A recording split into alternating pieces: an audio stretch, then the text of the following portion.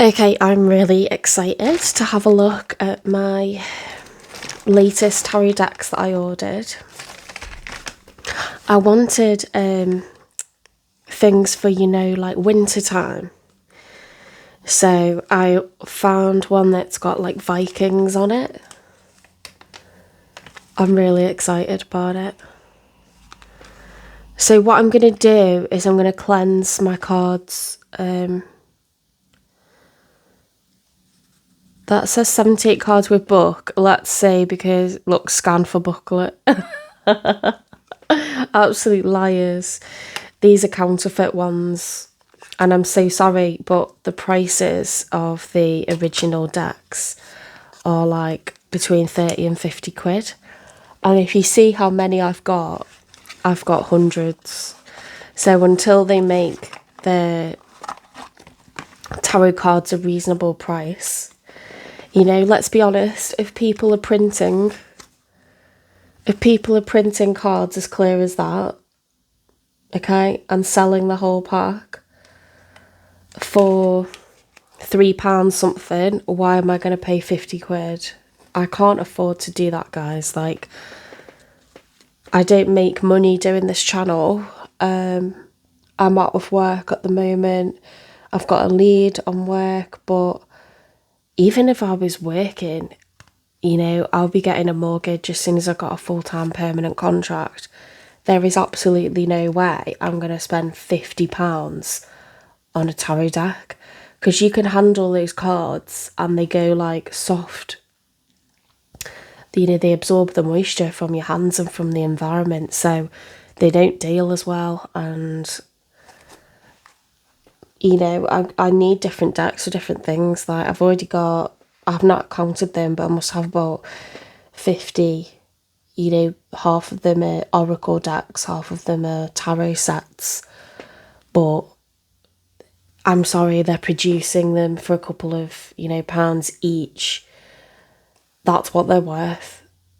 I get it if you designed it, but then you should be making the money, by being the person that makes a deal with the printer, and you get paid for your design. You get paid part of the earnings. You should not be charging for each set 50 quid. That means you're either working for yourself and you need to not do that, or people can't afford it. They just can't afford it. Can you imagine? I'd be out of house and home.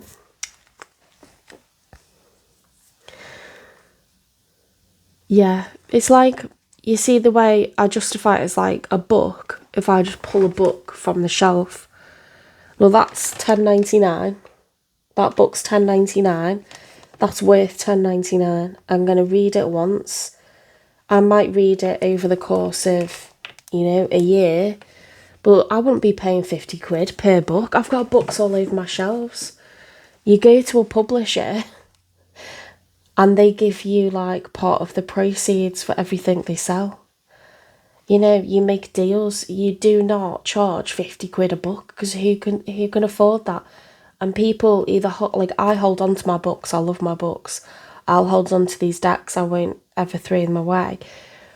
But it doesn't mean that they're worth 50 quid each. Like, I just think it's kind of crazy. You make a beautiful design, find a publisher, find a printer, and get yourself a good deal. Do not, print one set at a time and charge 50 quid. How are you gonna like make enough money? I appreciate if you've designed something yourself, how are you gonna make enough money doing that?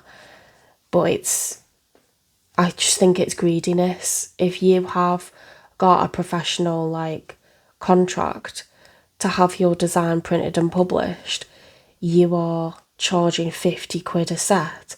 That's crazy. Like, that's crazy, because this is what it costs actually. No. So, rant over, okay? That's why I get them from Temu. That's why they're literally a few pounds per deck. They're perfect quality, you know, glossy. We've got a beautiful snowflake on one side. I love that. Those graphics are perfection.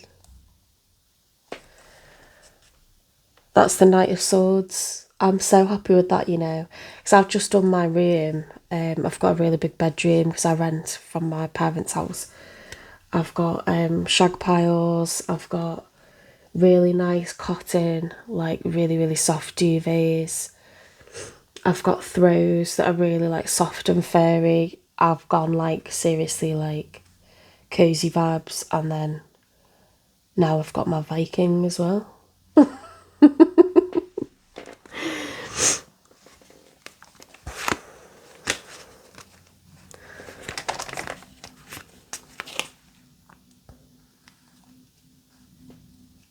Oh, the imagery on this, look, the Nine of Swords, look, he's walking over the mountains. It's just like the characters from the Viking series that's on Netflix. That's got to be the Emperor. Should we find him? Let's find the Emperor. I'm not paying 50 quid a deck. I'm just not doing it. How am I going to find it when I've got them face down? Queen of Swords. Page of Swords. Ten of Swords. Okay, they might have put them by suit. Yeah, King of Swords. Oh, look at that King of Swords fit. That is fit.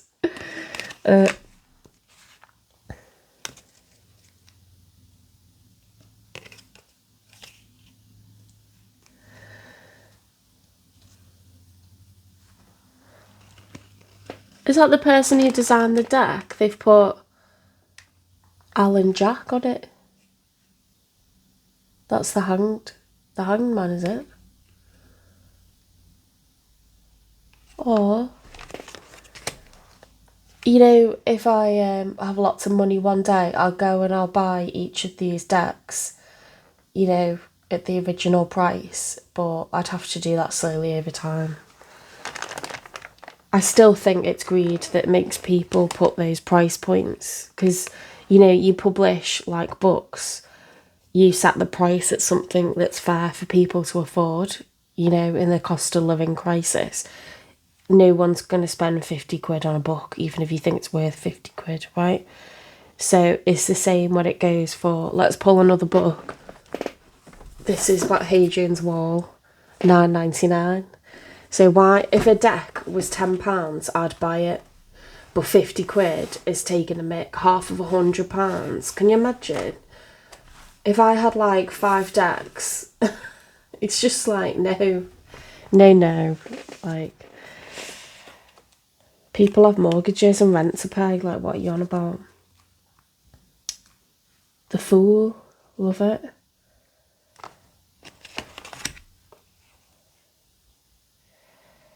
The Magician. He looks like a wild one. He's a wild one. Oh my god. He's got he's got a chicken or a cockerel. He's got a chicken on his shoulder. That's hilarious. The Fool's got a wild boar with him. That's cool. I love these, you know. I'm so glad I got these. Oh, the Empress, look. My friend just had a baby. I got a message this morning. She's a Taurus. And I'm so happy for her. Look, there's the Emperor. Happy for her and her husband. It's baby number 3, and I spoke to her 2 days ago. No sign of anything. It was still a few days early. And she's messaged me today, like, oh yeah, it came yesterday. She said I at home birth. And, you know, because I'm baby number 3, everything should be, fingers crossed, straightforward. So I can't wait to get the deets from it. I cannot wait, because they were like worried about the mess and like everything that's not baby being scooped up, and or everything has to be like dealt with like in a really clinical way, because you've got to keep your home sanitary, especially for the new baby. So it was dead interesting. I had so many questions for her. I had so many questions. I was like, I realise I'm asking a lot of questions right now, but this is fascinating. You know, they had to have like special bins like brought in, you know, like clinical waste bins. She had to order gas and air. There's like a whole midwife team that just do at home births. It was so interesting.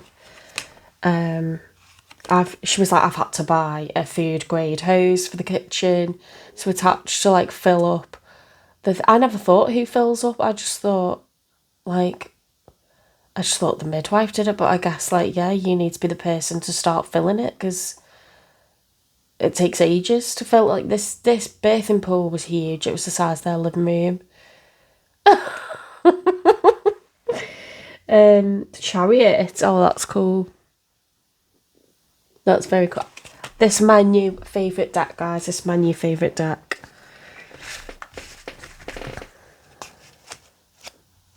Absolutely loving it. Tell you what, let's get the sage going. I need to just run and get my lighter.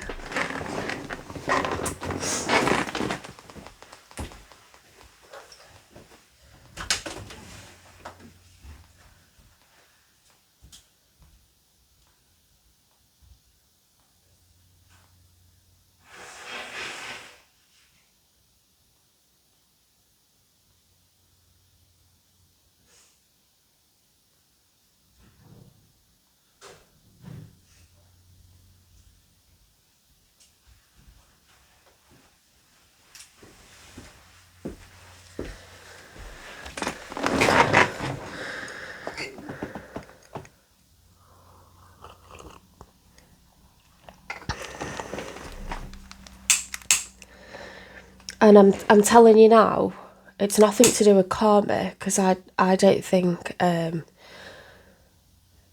you should be charging people like ridiculous amounts and saying, well, you know, they're extra special and they've got all these colours and designs. People are not putting extremely high price points on books, and they sell a lot more of them. So you're going to make more profit in the end if you don't be greedy with your price, you know.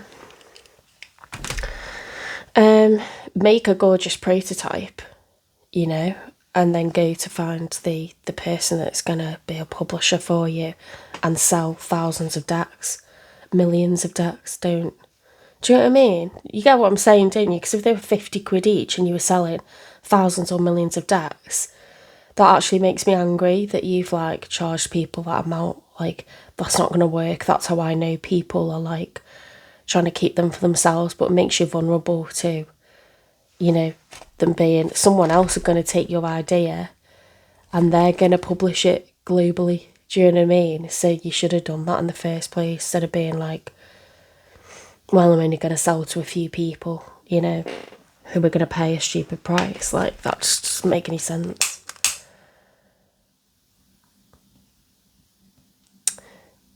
For me, like, tarot decks are, you know, they're for channeling messages from loved ones, from source, which is made up of loved ones and, you know, spirit collectively. It's all different spirits. It's not people that necessarily have known you. But I think that, you know, light workers do what we do to help people. And I think people who make tarot decks should be choosing price points that allow light workers to help people. And 50 quid a deck does not allow people to help people, because I know after handling that deck a little bit, it's not going to be as good. You know, they start to curl on the edges, they get really thick because they've absorbed loads of moisture. They're starting to make waterproof cards now, so that's really good. But yeah, it's just, you know, it doesn't mean you're going to have that deck forever. It's not like a painting you're putting on the wall, you're handling it. You handle a book, you know. You take a book on holiday, it melts in the sun. You know, you get sun cream on it. The binding, like the glue on the binding melts and all the pages come out. Look at my Caravaggio book.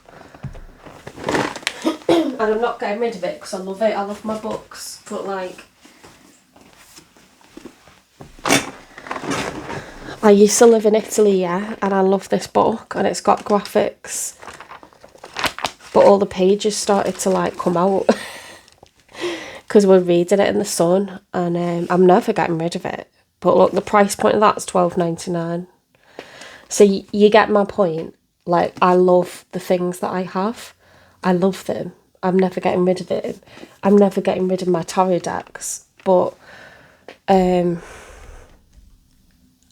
can't be paying 50 quid for a tarot deck. I can't be. And I'm never going to pay 50 quid for any book. I'm just not going to.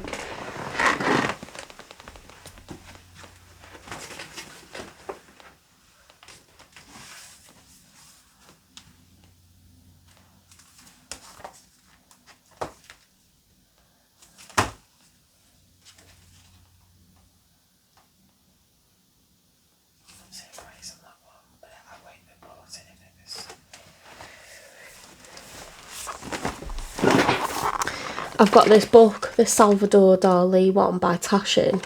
Yeah, they published it. I got that. It's Giles Nereg. I got that when I was like in sixth form, I think. You know, I'm 39 now. I never throw stuff away. I love it. It's got all pictures of Salvador Dali's work. And this is relevant, by the way, because I've got a card set in this bag that has images of surrealist artists, okay? But I'm not going to pay 50 quid for anything. I'm just not going to, because I'll be out of house and home.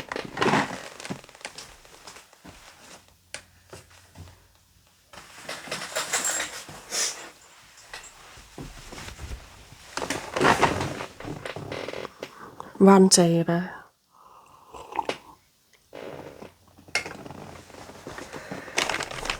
Imagine if one day I designed my own tarot deck. That'd be so sick.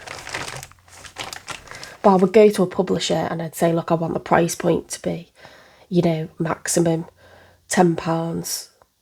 I'd probably go lower, knowing people can get them counterfeit for £3. I'd have to make them £3, but it'd be so good. They'd sell it to like so many people that I'd make money, and I'd allow people to do their job, like channeling messages, because that's what they're for.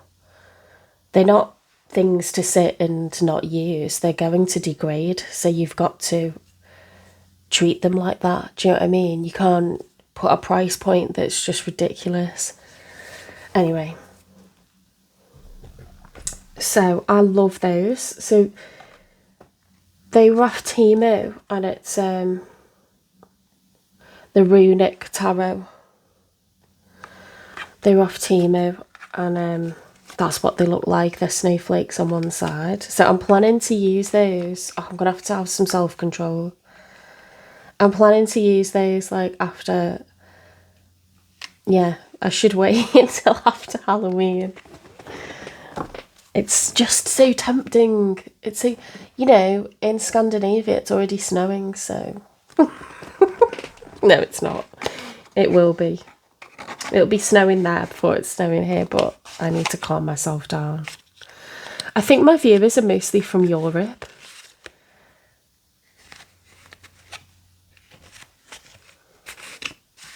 Many different countries actually around Europe, including Eastern Europe, a lot of Central Europe.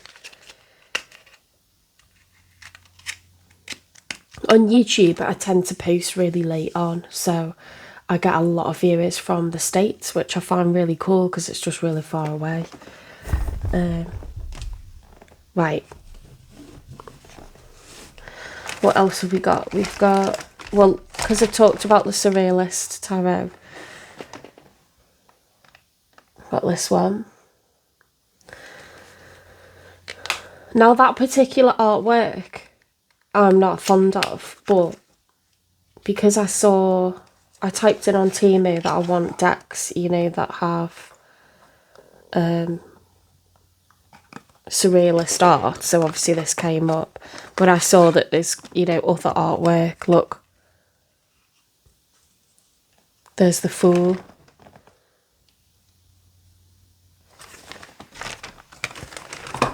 I'm always drawing stars. I've always drawn stars, so I like that that's really different.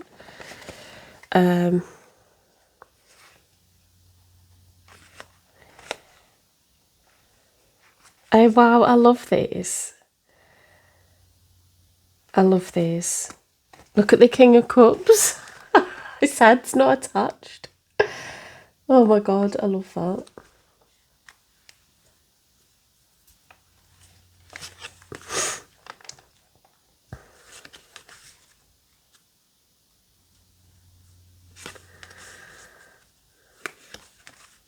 There's the Emperor. That's cool.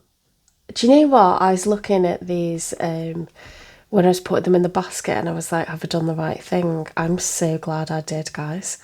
Because when you first start doing tarot readings, you struggle to remember what each of the cards means, and there's lots of different meanings for the cards. But I think now that I've been doing readings for a few months, like, I say professionally, I mean, you know, like for the collective, and I'm posting them online, I'm doing it daily. I feel like, because I'm doing it all the time, like I can do it, do you know what I mean? But when I first started, I got these ones with explanations on, and I still, like, if you watch my videos regularly, I still use them because there's lots of different meanings. And when they come out reversed, it means, you know, different things as well. So it's, if you're doing it all the time, you obviously start to remember. But I like to just cross-reference across different decks to make sure I haven't forgotten any possibilities, because I want to channel the right message. Oh my god, I love that. Look, his trousers are wet because he's like in the water. I love that water effect, the like ripples and foaminess on the water. Oh my god, that's terrifying. Look at the Hierophant.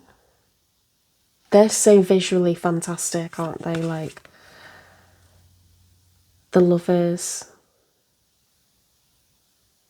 They're very Dali-esque, but I don't know if Dali got his, you know, inspiration from other people, because I don't recognise these exact images unless someone's used, you know, the Dali style to totally create stuff. Because I know that he did his Mother and Father. Hang on, I'm going to get the book back.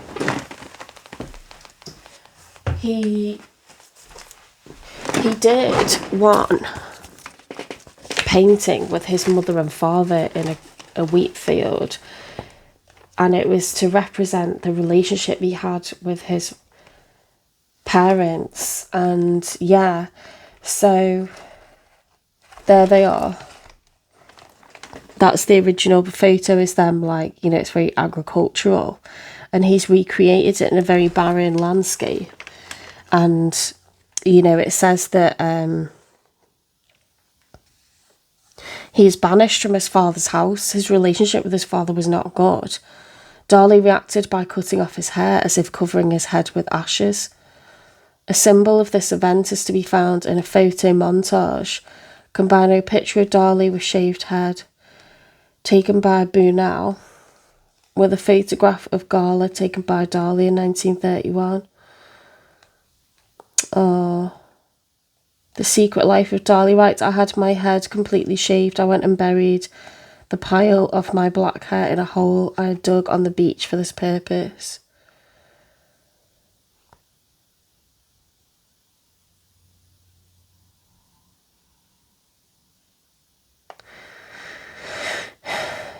I don't know if I'm pronouncing this right, but it's his village of Kadakas, is it? Kadakas? I'm so sorry. I'm probably like... Sitting under the olive trees, I spent 2 long hours contemplating that panorama of my childhood, of my adolescence, and of my present. So, anyway, he is a very dramatic person, but you see in the image, the mother is closer and she has all of her flesh, but the father has the skull showing because it's showing that, you know, his relationship is more removed with his father. Like, I love surrealism, but it's because this book by Taschen, I don't know if they publish it anymore because, as I say, I got it years ago. Giles Nere, I'm sorry if I like, or Nere, I'm sorry if I'm mispronouncing things, but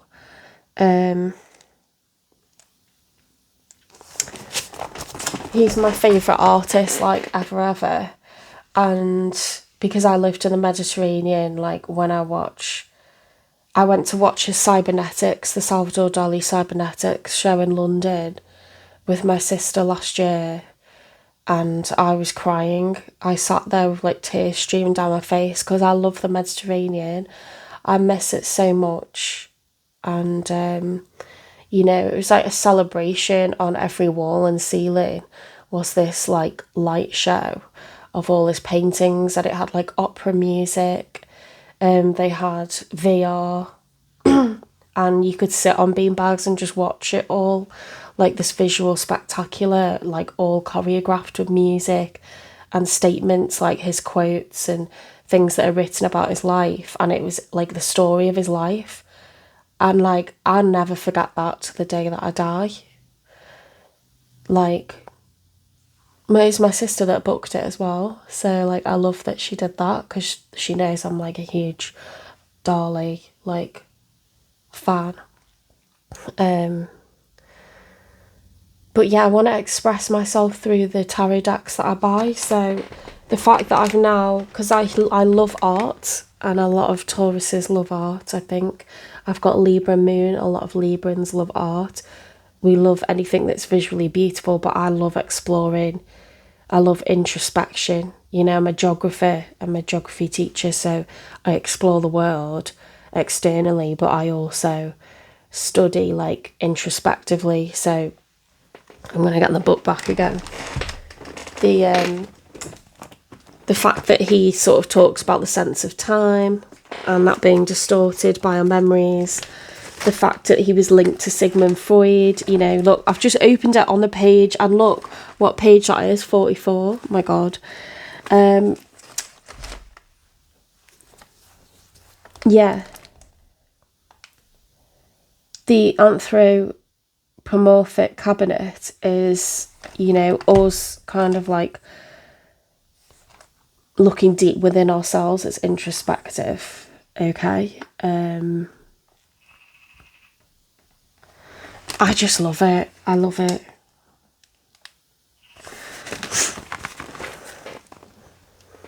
There's, like, a head with a jaw coming out because it's like, what is inside? What is going on in that head?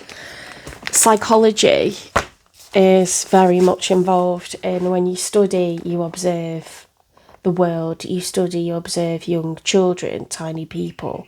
What are they doing? What's the motive? The concept of the id, the ego, and the super ego, you know, in development of people. Anthropology, like, I love, like, studying human habits, human behaviour, psychology, and I love that exploration of science and art comes out through Dali's work. If you can attend the Salvador Dali Cybernetics, please do.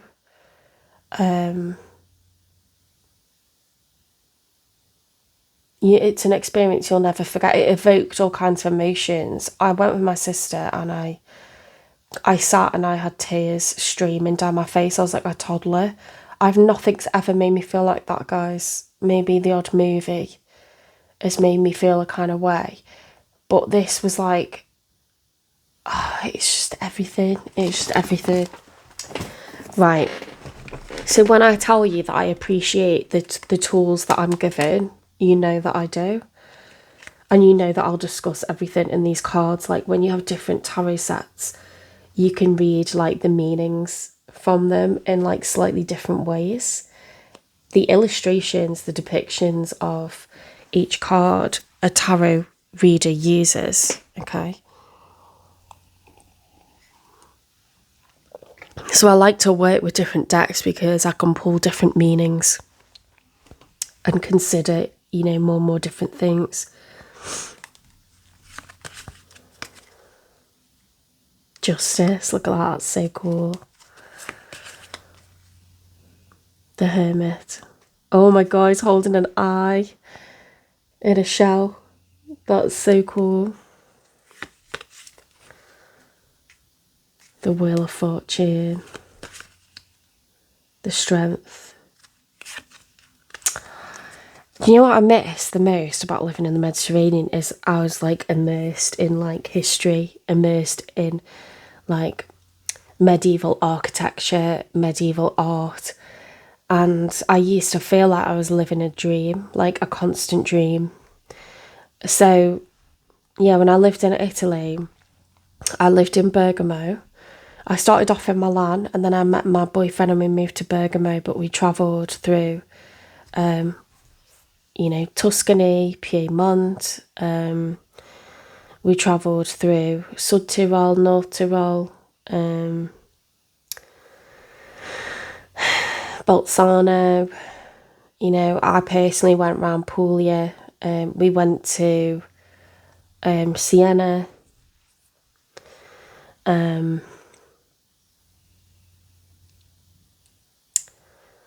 Your mind is just blown, you know. Verona, Venice. Your mind is blown by what you're surrounded by. Venice was just, you know, it is the trip of a lifetime. Please don't get a cruise to Venice. Like, if you get the chance to work in Italy through education or, you know, you decide to visit there for a long holiday, make sure that you spend like a few days in Venice because, my God, it's transportation free time. It's like being in medieval times now, you know, and you get to see what it was like.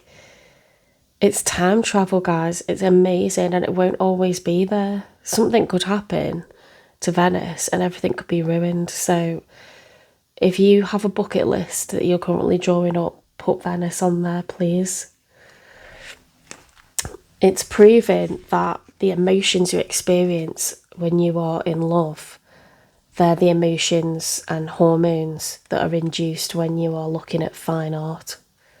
Okay, but imagine walking through whole towns and cities that are fine art and not looking, you know, at little tiny pieces of fine art in a gallery in, you know, a town or village or city.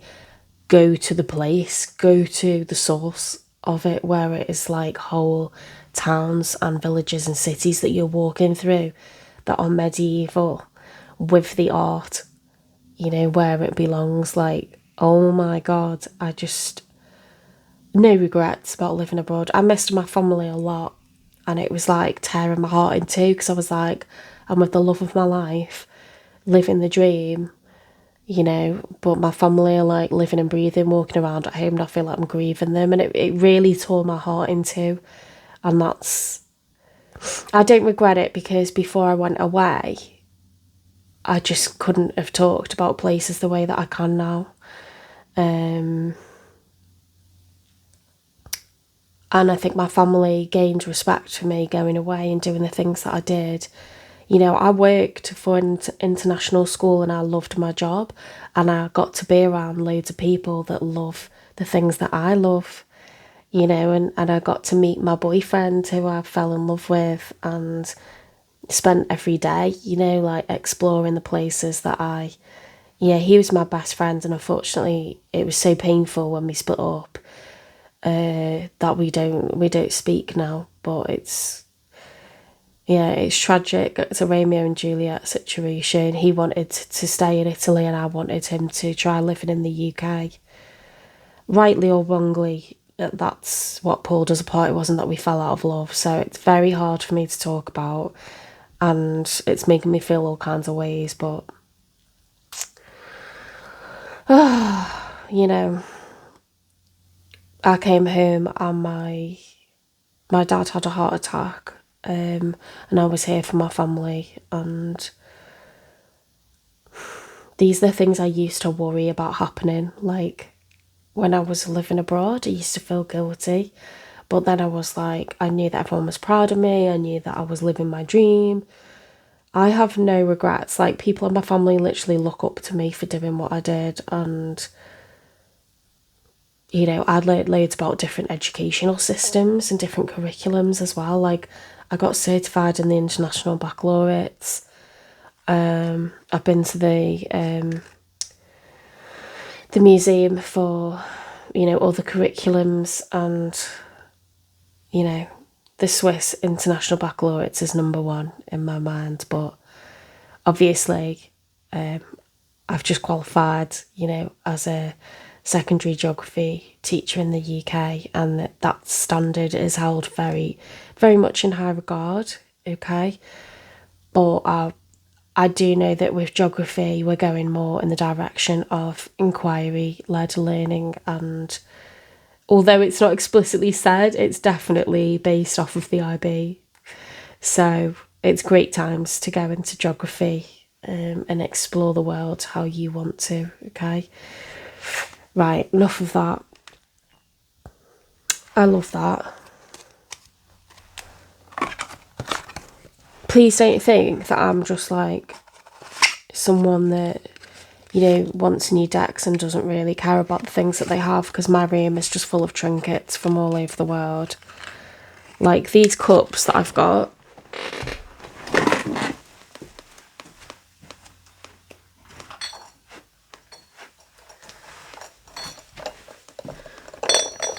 These cups, let me put them down because they're rattling. These are precious to me. These are from Venice. I ordered some for my family and I sent them home because I knew my mum would be in love with them. This is when I was still living in Italy. And these are from Tuscany. Oh my God, I love them so much. Little espresso cups that were made when I went to, it was the last time that it was the trip that we took before COVID broke out. And in fact, COVID had started, but we just thought it was a strain of flu, and people were still moving around Italy and planning to travel for, you know, it was in Wuhan, and we would travel, it was in the news, and we were just travelling, like, we were planning, you know, all the international teachers were planning to, you know, go home, visit home. I know multiple teachers that went to different countries, because that's what you do when you live in an international, you know, place and you are single and you're living abroad. You travel to multiple different countries on your breaks. You're an adventurer, you're an explorer, okay? So you visit home because you miss your family, but you want to keep exploring and travelling and doing, that's the whole reason you move to live and work somewhere else, right? So we went to Tuscany because we said, well, we don't like the sound of like travelling abroad right now with everything that's going on. And me and my boyfriend, he suggested going to San Gimignano. And I like found things for us to do there using TripAdvisor. We made pottery, and we went to, is it Val d'Elsa? I think. And yeah, a little valley, and it's absolutely stunning in Tuscany. And we didn't make these were on sale. But I said to the guy, yeah, we did a pottery making like lesson in Tuscany. It was, oh my God, it's so good. I wanted this because he had all things that he was making on the wall, and I said, I want that because of the shape of it and the fact I can see the terracotta. And It's my dream one day to have my own pot. I use the potter's wheel. It's my dream to have a potter's wheel, to have a kiln, or, you know, be with a guy that, like, is into making pottery. Like, it's so sexy. See the man, like, masculine man hands, like, on the slippery, like, you know, the slip and the, yeah, creating everything on the turntable. Very, very nice. Very, very wonderful skill. And I knew I would love making pottery. I've always wanted to do that. So I was 33 when this happened. 33, 34. Was I? Yeah. Oh God, it's like 5 years ago, isn't it? I'm 39 now, so I'm feeling like 35. Guys, I was living a dream, okay? And then the dream burst because me and my boyfriend couldn't agree what to do about which country to live in. And we wanted to be together though, so we ended up splitting. And then I was going to stay and finish the academic year. But that week, COVID broke out and I started having panic attacks, and I realised that my relationship was over, and my whole world fell apart. And I was terrified when COVID arrived in Lombardy. It's making me want to start crying. So I told my family, I rang them up panicking, and, you know, his family are lovely, but they live an hour and a half away, and we had technically split up. So, you know, I felt very much on my own. And even though I had employers, the friends that I had were gorgeous, but they're people that live there for a year and then go home. It was very transient, the friendships that I had. And work had changed. It got bought by private investors, and then my relationship, you know, we had agreed to split up. But I don't think either of us wanted to at all, actually, and we were in love. So I was just terrified. And I was honestly, like, terrified. You know, it was just ambulances everywhere. Like, I left, and that night, I left with a ticket saying I'll be back in a week, and I, you know, fully intended to be back in a week, because as I said, we'd agreed that we were making good money living together. We each had good jobs. We were earning the same. We were saving up. I was making bank, like, so, you know, and we loved each other and we cared about each other. So we said we'll stay living together till like the end of the academic year, so it doesn't affect my career, and we can keep saving money. And that was the plan. And I flew home, and that night Italy was locked down, England was locked down shortly after, and I couldn't get back, guys. I left with the clothes on my back and I couldn't get back, and I felt so guilty. And I worked long distance. People weren't allowed to leave their street, so he was cut off from his family. It was devastatingly, like, I feel so guilty, but I was like really struggling as well, and I had to keep working. My life was falling apart, honestly. Like, I had a mental breakdown off it and cried in the shower because I knew I'd ruined everything. Like, I've told you about my life, how much everything meant to me. I felt I was living the dream. I never wanted to split up with my boyfriend. I missed my family. I was grieving for them, and they're alive, walking around in another country. You know what I mean? Now I'm very close to my family, so I wanted my boyfriend to move back with me. I never wanted to split up, but I lost everything, you know, and it was really dark times afterwards. But I have all my memories. I asked him, please, will you send me the things that are from the apartment that you know I love and care about, and I can't believe they made it back. You know, they're so fragile, like, and he sent this as well, and it's like, you know, we did that course together, like, it's from our life together, everything in our apartment. Like, he was very much about me, and I want to burst into tears, but it's, yeah. When he sent that back, I was like, that is really nice of him to do that.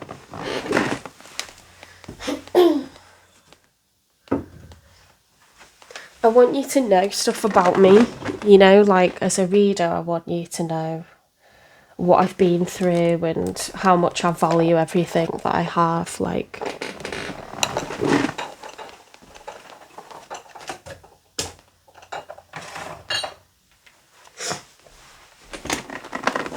I want you to know the things that I've done and the places I've been, you know. If you are young, live your life, you know, like to the fullest, please, because if you just are on about getting a house straight away, getting married straight away, having kids straight away, you can't talk about the things that I can talk about. You haven't done the things that I've done, you know. And I'm really interested to hear from anybody who has lived abroad, because you feel so like, you feel like part of a club, you know, and you bond instantly with anyone who's lived. Like, I've got friends from all over the world now, and some of them have moved back to the UK after I did, you know, and we just talk all the time. We live in different parts of the UK, but we talk all the time because you've got these memories, you've got these experiences, and you understand each other's like yearning to go back abroad, and like, you know, your heart's literally in two. You know, you've had two lives. So anyway, that's come out of that surrealist deck, hasn't it? This is why I was crying with tears rolling down my face, because, you know, Dali was from a part of Spain, and that all of the southern Spain, southern France, northern Italy, that coast, you know, is very similar. And I've, you know, read about his work. I still haven't got to his house or, you know, his museum, but the fact that that artwork was brought to London meant I could go and watch that amazing choreographed exhibition. It was fantastic. That it's a moving exhibition, the Salvador Dali Cybernetics, and they had like a whole shop. They had like a whole it's a virtual reality like experience that you could pay for extra, and we walked around like his paintings. Oh, like, yeah. Okay, so we've got a stained glass tarot set. I've been through a lot in my life, guys, and I've dealt with narcissists since that great love that I had, and it only makes you appreciate the great loves that you've had even more.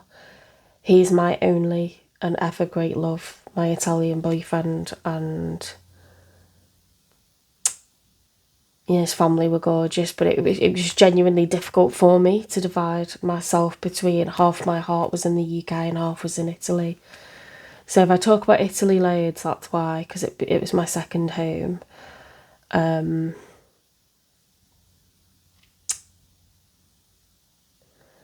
But I've learnt my lesson, because I dealt with a lot of people since that are really users, financially, you know, emotionally, sexually, they're users. So I've dealt with a lot since, and it only makes me covet that past relationship more, which is why I talk about it so much. Okay.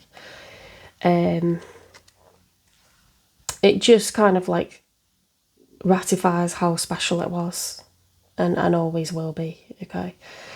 Yeah, the stained glass windows one I just thought was really cool, really different. Reminds me again of my time abroad, different artwork. The King of Cups, gorgeous. You know, more straightforward, not as conceptual. So nice to read with and very beautiful to look at. Oops. The Knight of Cups. Page of Cups. Ten of Cups.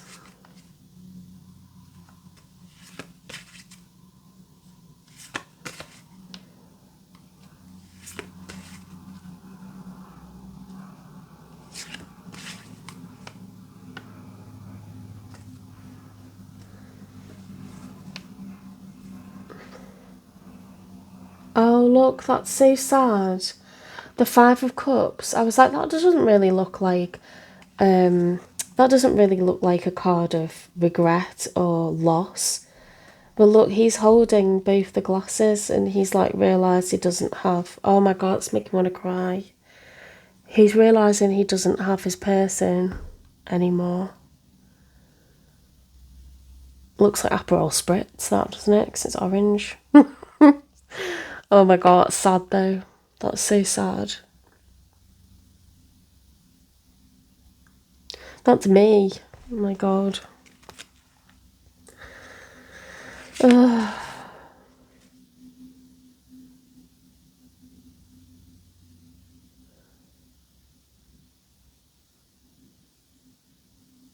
That's interesting. The Four of Cups, he's actually got, he's filling up lots of cups, but he's not kind of like letting anyone drink from them. I love the different ways that you can read cards, you know, because like the illustration helps you to understand the meaning like even better. Because the Four of Cups is about not allowing, it's not being open to opportunities that are presented to you. Three of Cups, celebration, coming together. Two of Cups, oh. Ace of Cups. King of Swords, look at that. Oh, I love them. I love those guys. I paint as well. I love colour. And so to paint, I can control what colours I see with my eyes and recreate. I don't like paintings that are fantastical or in stupid colours. Like, I love Bob Ross and I think he teaches really good techniques, but I don't want to see a purple in green rainforest. I want to see things how they accurately are. That's why I like fine art. I know I like surrealism, but those colours are accurate. It's not fantastical. It's not fantasy.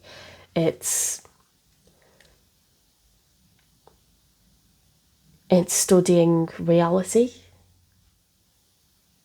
and emulating real landscapes with their actual colours, people with their actual colours. I like to connect with the past, so that's why, you know, I have all things about like archaeology, ancient history. I go to medieval towns. I want to connect to the past. I like Caravaggio because I want to see what life was like back then. I want to see it. And with Salvador Dali, I get to learn things about his actual life, you know, and what the landscapes were truly like, even though it's surreal because he's put different things together, like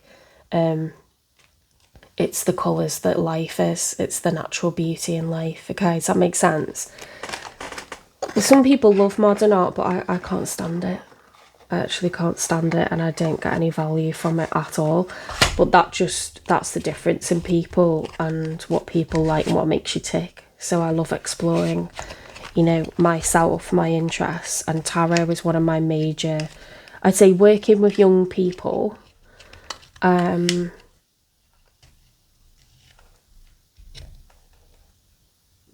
Art and tarot are like my main three loves. You know, outside of being in love with another person, they're my main three loves, and I never ever thought I'd be into tarot. Never ever. I used to be quite judgy of people. Isn't that bad? But it's through working in education that I started to find out about RE and philosophy and RE and studying different religions. And it's actually through school, through training to teach, that I got shown. Because I asked, can I, you know, I'm interested in RE and philosophy, can I like teach some RE and philosophy lessons? And then the concept of life and death, life after death, psychics and mediums, that kind of like led me into, I'd already started to explore and listen to tarot, but it's all sort of like coming together, like at this point in my life where I'm late 30s, early 40s. I've been through quite a lot.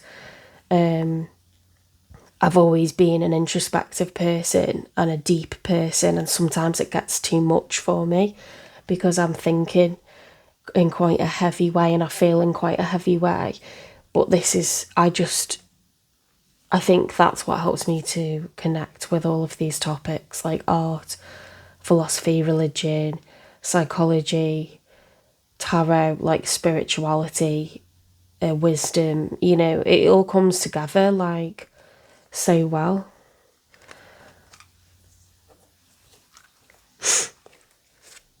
What have I just opened now? I wasn't concentrating. I wasn't concentrating. Strange World Tarot. This looks cool. This is very Dali-esque, but it's like more... Oh, look how pretty the other side of the cards are. Very classical looking. This is like abstract art, isn't it? See, I still don't see that this isn't modern art to me. It's abstract art, but I can still see what's what, do you know what I mean? They're very cool. I've got a good taste, you know. I was like, have I ordered the right things? Yes, I have.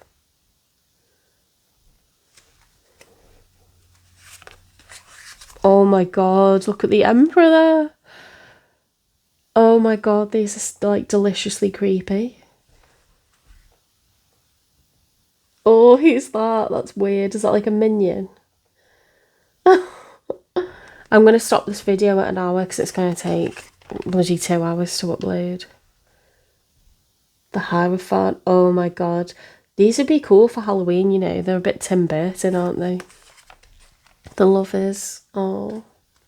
Yeah, I might use these on Halloween. Would that be cool?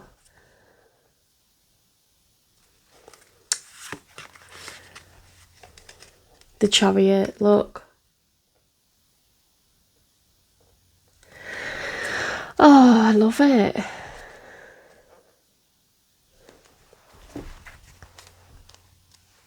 See, I would like to be able to buy tarot decks for £10. I would love to be able to credit the original artist. And I would love to make sure that they get the money that they deserve for designing these decks. I don't want to buy from, you know, counterfeit sources, but I can't afford 50 quid per deck. I can't.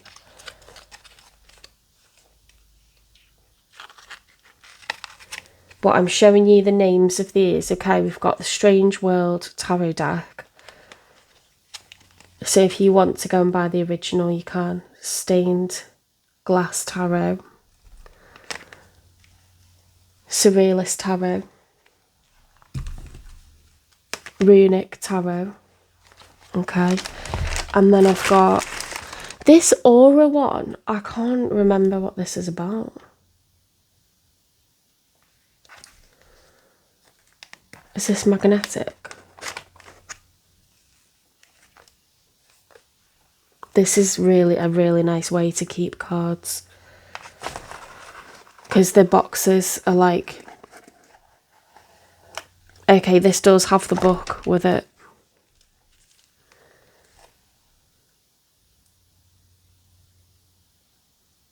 I mean, I already know what they mean, but it's got extra reference.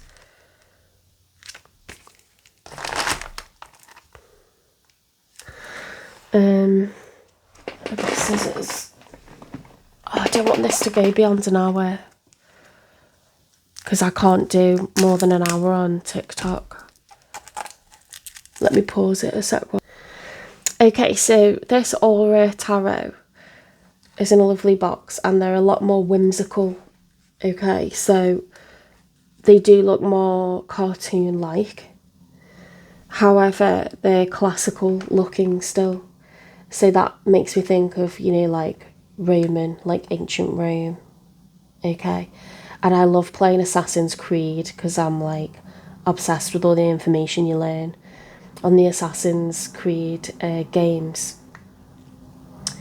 But yeah, anything that looks kind of like ancient history. It reminds me of like, it's a bit Disney looking, isn't it? Like, these would be cute to do for like, younger people, like if they wanted a fun tarot reading. That, there's nothing, bad in these. Everyone's covered up. See, you could teach about arguments, sometimes the victory is not worth the price. You could teach young people if you have kids. Or like my friend was like really interested, the one that's just had the baby. She's got 2 boys. They're in primary school, and how cute are these? They're like kid friendly, aren't they? But like she was asking me all about the tarot. She's a Taurus. Why is that blurry? She's a Taurus, and her kids listen to our conversations and stuff. So, oh, that looks a bit rude actually. That one, doesn't it? What's that? The World card. Yeah, maybe not.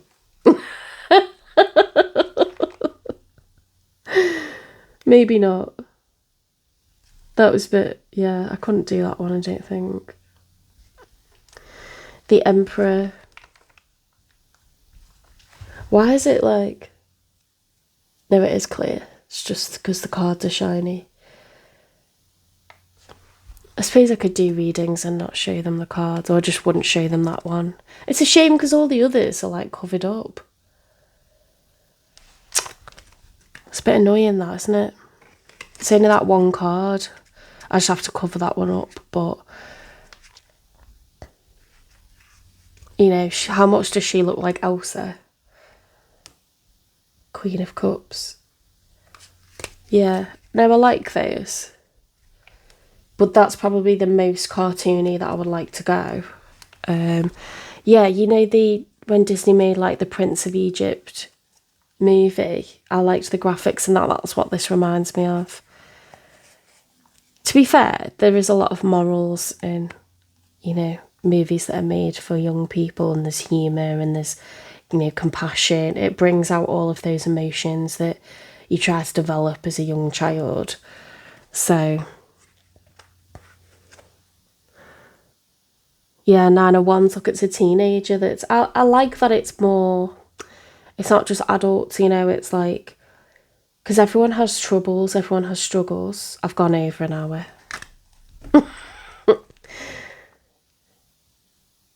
Not only adults. In fact, young people are very misunderstood, and they get told that they don't have problems and they don't have to pay a mortgage. But actually, they get things like that taken out on them. That's why I work with teenagers now, because I want to look after them, and like, I understand what it was like to be that age where everyone in the house was working and it's chaotic and stressful, and the people you're living with are not perfect. They take things out on you, especially if they're going through a divorce, or they've got a nightmare boss. Parents are not perfect. So I like that this shows like the woes of young people and not just adults, because tarot doesn't have to be all about love. All right, I can't believe I've gone over that. I'm gonna have to shorten it down somehow. All right, thank you for watching. That's the end of my current tarot haul. See you in the next one.